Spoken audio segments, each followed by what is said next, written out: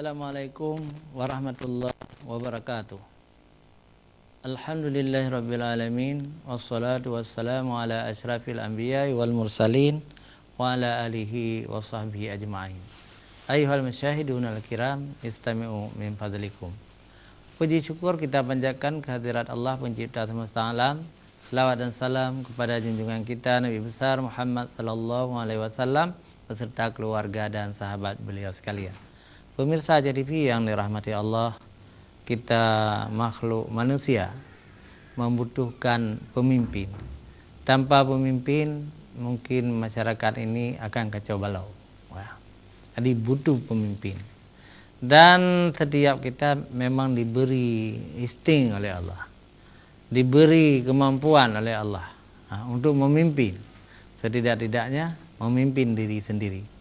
Maka Rasulullah sallallahu alaihi wasallam bersabda, kullukum ra'in wa kullukum mas'ulun an ra'iyati.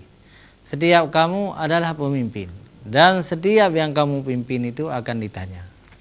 Jadi di dalam tubuh manusia ini ada bakat kepemimpinan, ya. Jadi setidak-tidaknya memimpin diri kita sendiri.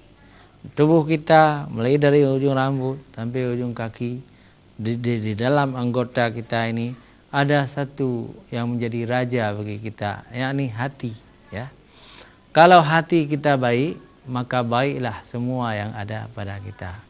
Tetapi kalau hati kita busuk atau buruk, maka buruklah seluruh yang ada pada diri kita. Hati bekerja sama dengan otak untuk memikirkan mana yang baik, mana yang buruk. Pemimpin yang berhasil atau diri kita yang berhasil adalah hati yang salim, yang mengarah kepada kebaikan, hati yang membisi, mengajak kepada kebajikan.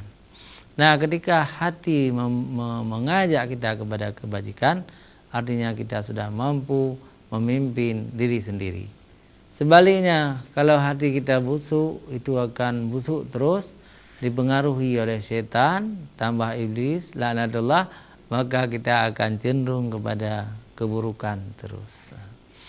Karena itu kita wajib berdoa kepada Allah SWT supaya kita selalu ditunjuk ke jalan yang benar, siratal mustaqim, jalan yang lurus. Jalan yang lurus adalah jalan yang benar, jalan Islam, jalan memimpin kita sendiri, jalan keselamatan kita sendiri. Nah, setelah kita mampu memimpin diri kita sendiri, kita juga dianjurkan oleh Allah SWT untuk memimpin keluarga kita, untuk memimpin masyarakat kita. Ya ayyuhalladzina amanu qu anfusakum wa ahlikum nara. Hai orang yang beriman, jagalah dirimu dan keluargamu dari siksa api neraka. Jadi pemimpin yang baik adalah pemimpin dunia akhirat. Di dunia memimpin manusia supaya mereka selamat di dunia, dan mereka juga memimpin spiritual mereka, kerohanian mereka, supaya mereka juga selamat di dunia dan akhirat. Nah, doa orang-orang muslim adalah Rabbana atina fid dunya hasanah wa fil akhirati hasanah wa qina adzabannar. Ya Tuhan kami, selamatkanlah kami di dunia dan berilah keselamatan kami, kebaikan kepada kami di akhirat, dan lindungilah kita dari siksa api neraka. Seorang pemimpin itu harus memiliki sifat keadilan.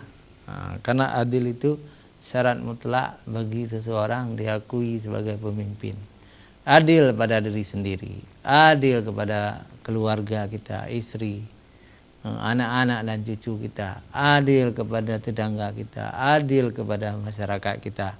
Jadi keadilan itu adalah bagian dari keimanan, bagian dari hebatnya seorang pemimpin.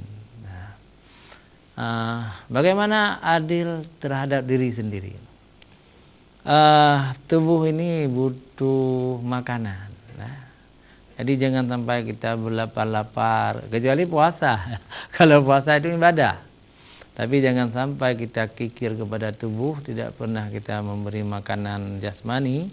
Makanan jasmani itu bukan hanya yang masuk lewat tubuh, lewat mulut. makanan-makanan dalam bentuk air, dalam bentuk nasi, roti, itu kan makanan juga. Tapi juga perlu adalah menjaga kesehatan. Kalau sakit kita obati. Itu namanya adil terhadap tubuh kita. Kemudian dalam tubuh itu ada yang bersifat abstrak, rohani, kerohanian. Juga harus kita beri makanan. Apa makanan rohani itu? Itulah agama, nilai-nilai keagamaan, akhlak yang mulia, adab, ya. Membaca Al-Quranul Karim, bergaul dengan manusia, banyak senyum, kalau perlu banyak menangis, karena di dalam menangis juga ada hikmahnya. Itu adalah adil terhadap jasmani dan rohani. Adil terhadap anak istri, itu harus kita beri hak-hak mereka. Hak istri apa, hak anak-anak apa. Antara lain hak istri kita beri sandang dan pangan. Tambah lagi kita juga wajib menjaga kerohanian istri, jangan sampai istri tidak beribadah. Juga kepada anak-anak kita.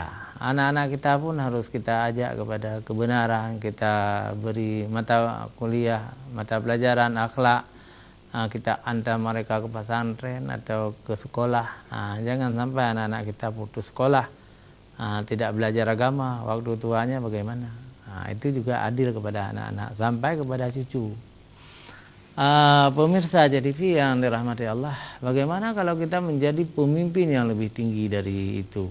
Katakanlah jadi qusy, jadi mukim, ya, jadi camat, jadi bupati, wali kota, malah jadi lebih tinggi lagi menjadi presiden misalnya. Semua harus memiliki sikap keadilan itu. Keadilan itu adalah memberi jabatan kepada yang berhak, yang mampu, dan tidak memberikan kepada yang tidak mampu. Jadi tidak boleh ada di situ nepotisme atau asabiyah bahasa Arabnya.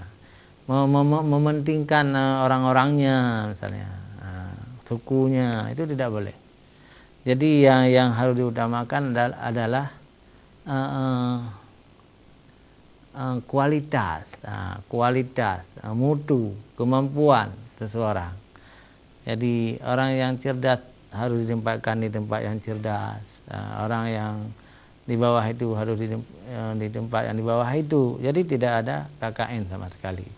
Itu syarat mutlak. Jadi dalam Al-Quran kita memang dianjurkan untuk berlaku adil, ya, terhadap sesama manusia, berlaku adil terhadap makhluk-makhluk lain.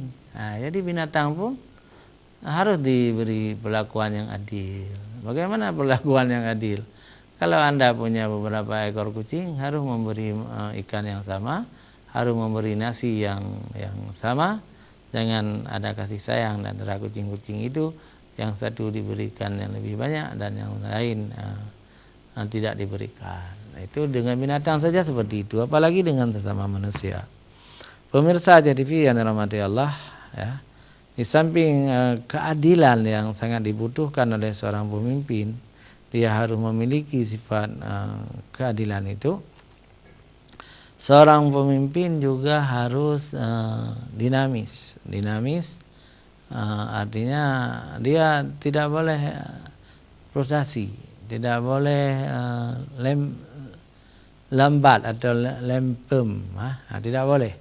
Dia harus dinamis, harus energi, harus memikirkan tentang negara yang dipimpinnya.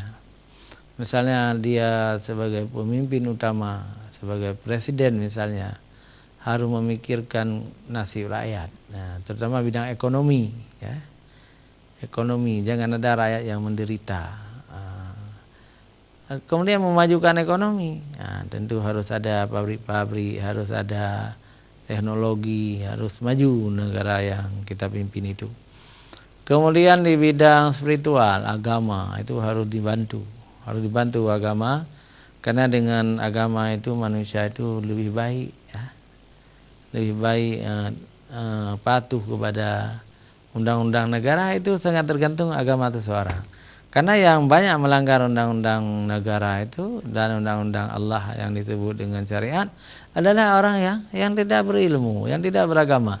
Maka sektor agama juga harus penting sekali diutamakan untuk dibangun, dimajukan oleh pemimpin.